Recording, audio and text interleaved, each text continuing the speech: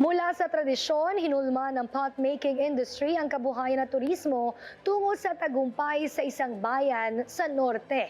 Binuhay lang naman ng LGU ng San Nicolas, Ilocos Norte ang tradisyonal na damili o paggawa ng palayok bilang bahagi ng heritage at livelihood program ng bayan. Nagpatupad din ang LGU ng mga ordinansa para maprotektahan ang sining sa pagpapalayok. Kagaya na lamang ng paggamit ng mga local clay bricks at tiles sa ilang construction projects. Nagtatag din ang Center for Arts and Culture para sa mga new generation na gustong matuto sa pot making. Isinama rin sa curriculum ang kasaysayan at sining ng damili. Isinusulong na rin ang modernisasyon ng industriya sa ilalim ng Kiramos Roadmap para mapataas ang produksyon at mabuksan sa mas malawak na merkado ang tradisyon.